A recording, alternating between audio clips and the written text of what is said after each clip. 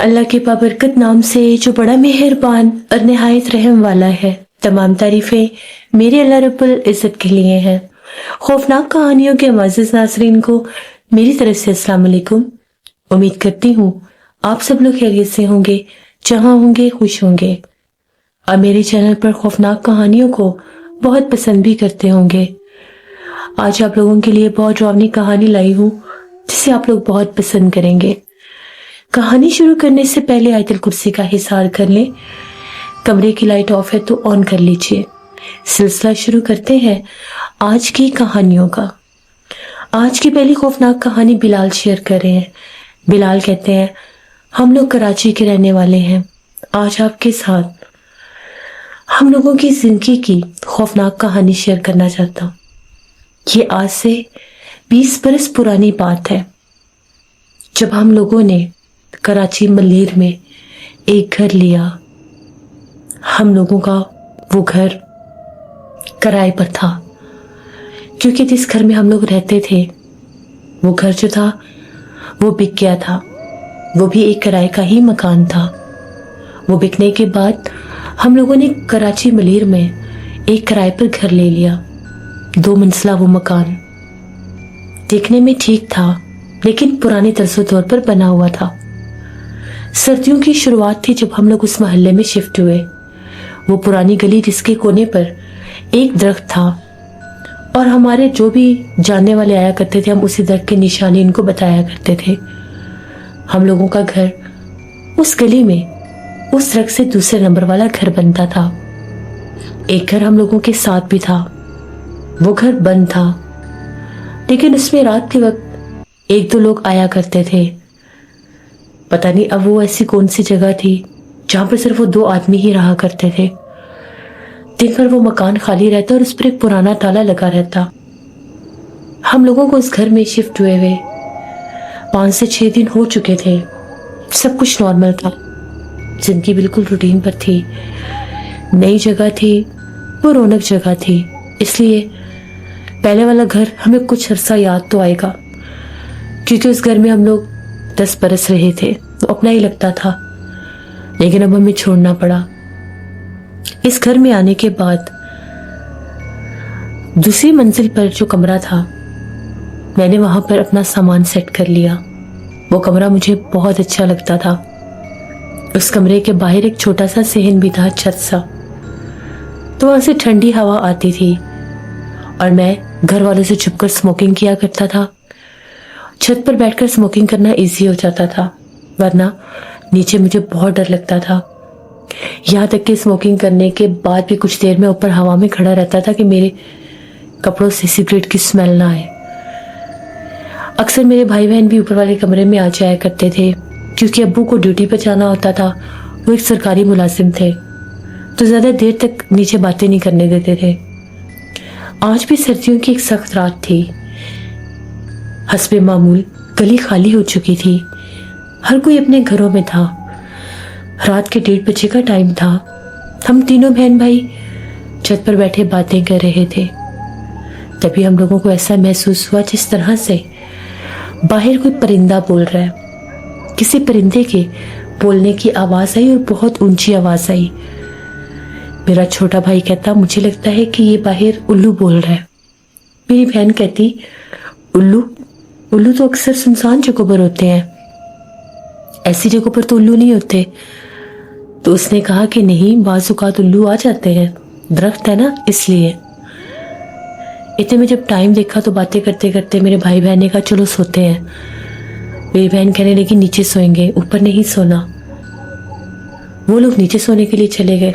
मैं बिस्तर में लेटा हुआ था ब्लैंकेट लेके। मैंने उन्हें कहा कि मैं ऊपर ही सो जाऊंगा, तुम लोग नीचे चले जाओ। वो लोग नीचे चले गए। जाते वक्त मेरे भाई ने कहा, भी भाई तुम डर जाओगे, अकेले ऊपर मत सो। दिन की तो खैर है, शाम की भी खैर है, अकेले ऊपर कैसे सोओगे? मैंने से कहा, कुछ नहीं होता, जाओ तुम। वो लोग निकले और दरवाजा बंद कर गए। मैंने दरवाजे की कुंडी नहीं लगाई थी। मैं वैसे ही बिस्तर में लेट गया। थोड़ी देर के बाद मैं उठा। बाहर छत पर भी एक छोटा सा वॉशरूम था। मुझे वॉशरूम में जाना था। मैं जैसे ही वॉशरूम में गया। वो वॉशरूम ऐसा था, उसके ऊपर से छत नहीं था, जैसे सिर्फ 4 दीवारी से दरवाजा था। जो ही मैं वॉशरूम से उठने लगा, मुझे ऐसा लगा दीवार के ऊपर, वॉशरूम की दीवार के ऊपर मुझे कोई झांक कर देख रहा है। मैंने एक काला सा सर देखा। वो सर बहुत वासे था। मेरी चीख निकली और मैंने कहा, कौन है यहाँ पर? मैंने दरवाजा खोला, छत पूरा खाली था, कोई भी नहीं था। मैंने चारों ओर देखा। आज साथ वाला घर भी खाली था, वरना उस घर की निशानी थी, जब वो लोग आते थे तो बाहर की लाइट चला दिया करते थे। मैंने गली में देखा तो घर की लाइट ऑफ थी। मैं आकर लेट गया। मैंने कहा कि शायद मेरा वहम है, लेकिन वहम नहीं था, एक सर था जो वाज़े तौर पर ऊपर झुका हुआ था दीवार पर, जैसे कोई झांक कर देख रहा हो। कौन हो सकता है? दिल को तसल्ली देने लगा, तभी आकर बिस्तर में लेट गया। बाहर ठंडी हवाएं चल रही थीं। हाँ, आज धुंध भी काफी ज्यादा थी और ठंड भी बहुत ज्यादा। मैंने कमरे की कुंडी लगाई और जाकर लेट गया। तभी थोड़ी ही देर गुजरी, मुझे ऐसा महसूस होने लगा बाहर छत के ऊपर कोई चल फिर रहा है। मुझे कदमों की आहट सुनाई दे रही थी। ऐसे लग रहा था कि बाहर कोई मौजूद है।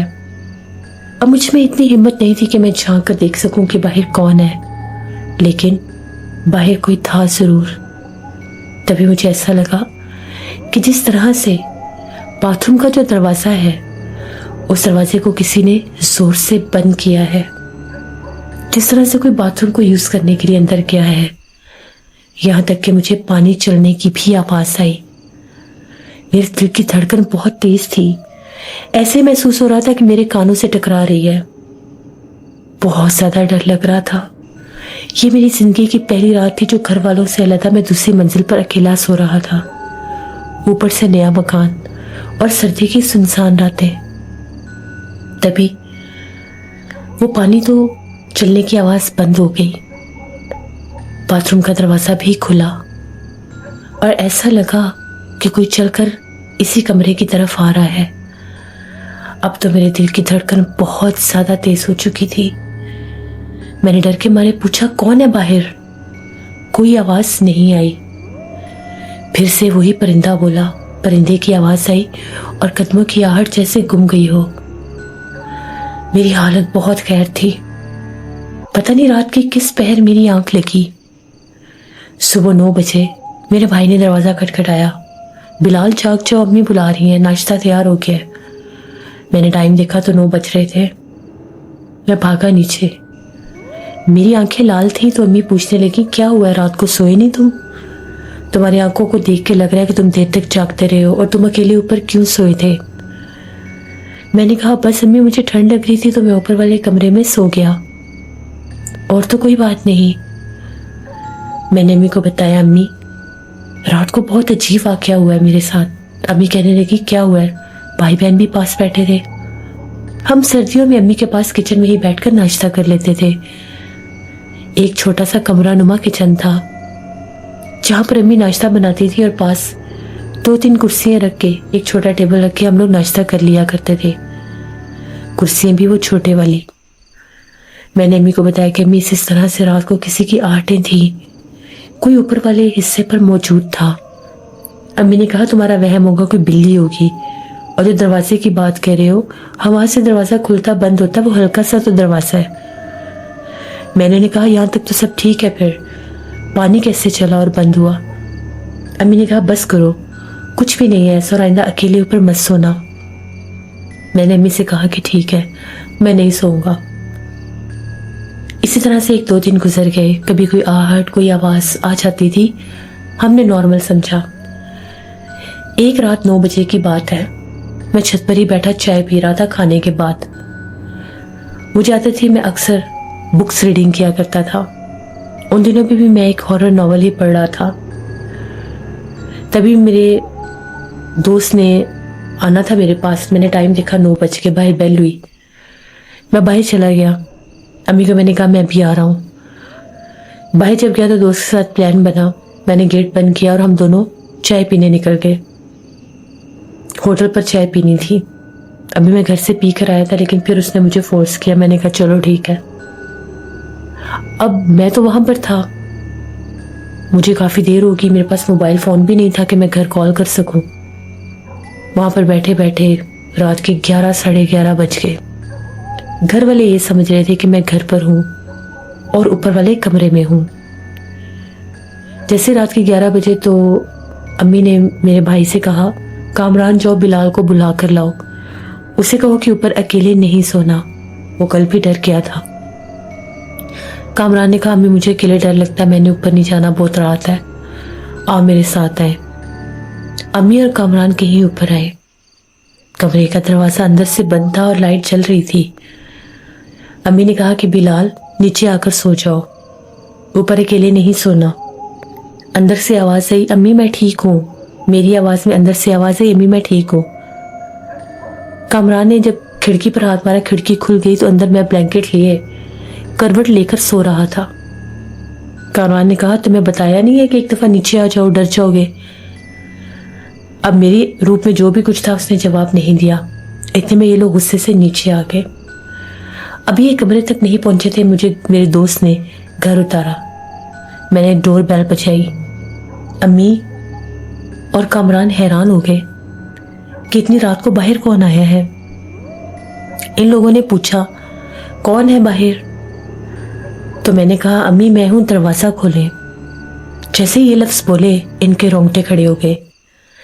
امی کہنے لگی، کون ہے باہر، کون ہے تم؟ بلال تو گھر ہے۔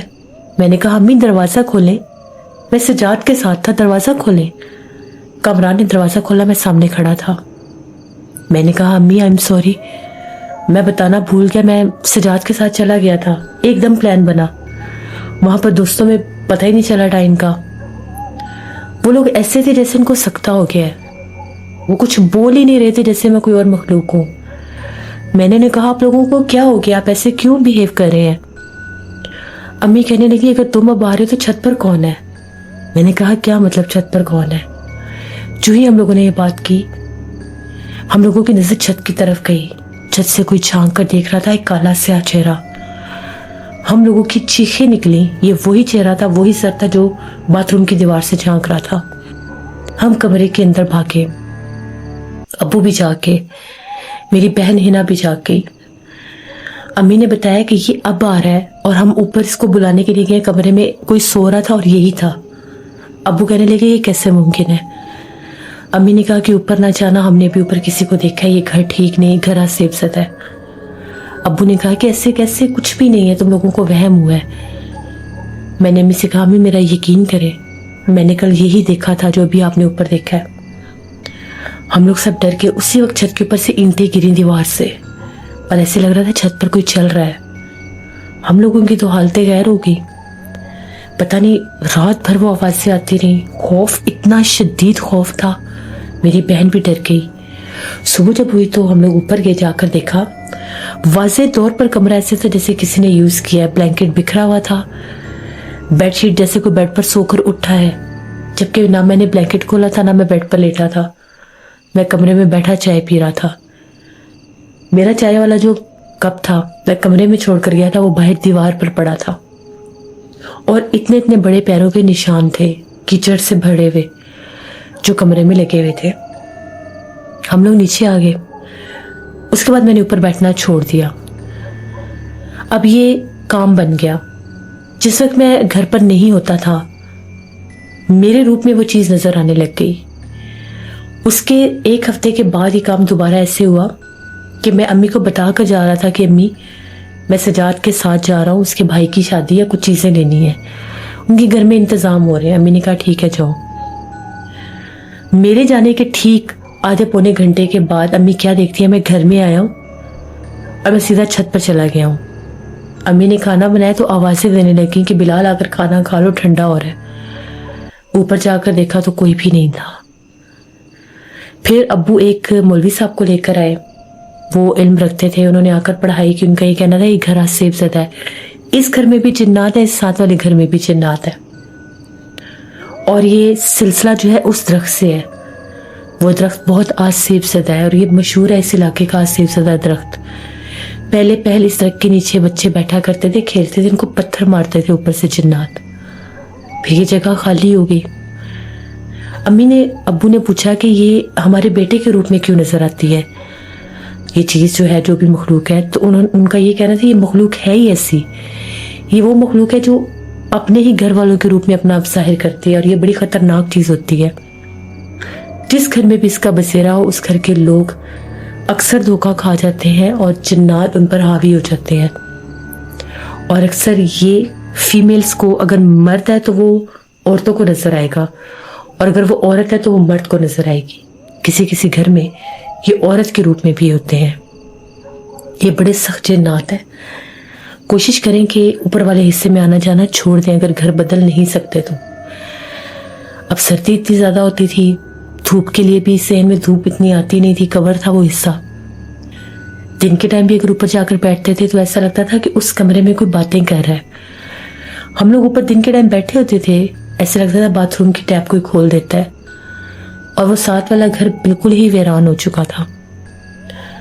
मोहल्ले के एक दो लोगों से इंटरेक्शन हुआ तो उन्होंने कहा कि आप पहले लोग हैं जो इतने ज़्यादा दिन इस घर में निकाल गए हैं, वरना इस घर में तो ज़्यादा से ज़्यादा 10 दिन बाद लोग भाग जाते हैं। यहाँ पर बहुत सारे जिन्नात का बसेरा है, और यहाँ पर जो मखलूक है वो आदमी के रूप में नजर आता है।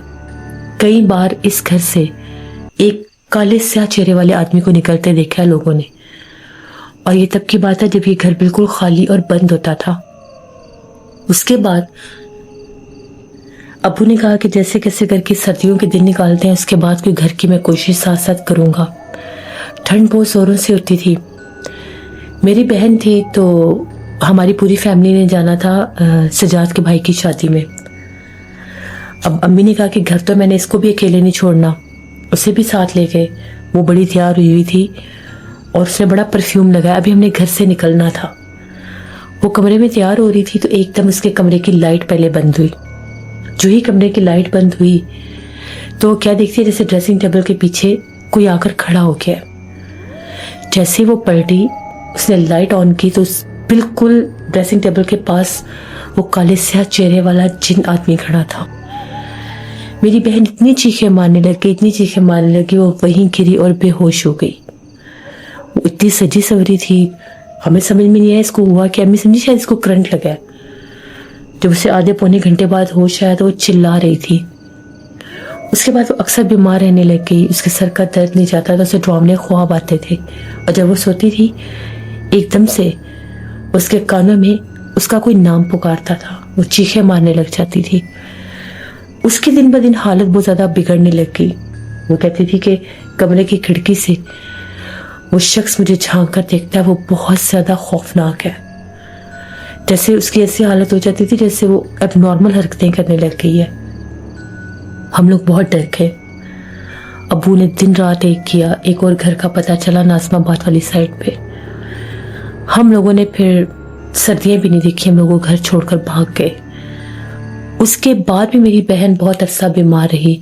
हालांकि मुझे वो चीज़ थोड़ा सा चेहरा नज़र आया था, लेकिन मेरे ऊपर वो हावी नहीं हुआ। जब भी मेरी बहन को दम करवाते थे वो यही कहते थे कि ये खुशबू उसने बहुत ज़्यादा लगाई थी, वो चीज़ वहाँ पर मौजूद थी, इसलिए इस पर हावी हो गया वो, और इसके सामने वो अपने असल रूप में आया था।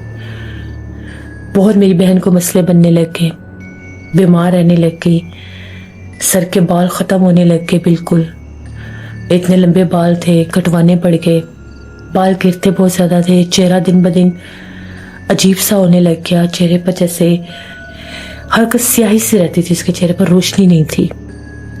हालांकि उसकी रंगत साफ थी, उसे देख के डर लगता था बाज़-औक़ात। फिर एक आमिल का पता चला, उनसे उसका इलाज करवाया, बहुत उसका सख्त इलाज करवाया हम लोगों ने 5-6 माह भाग भाग के, तब जाकर मेरी बहन ठीक हुई।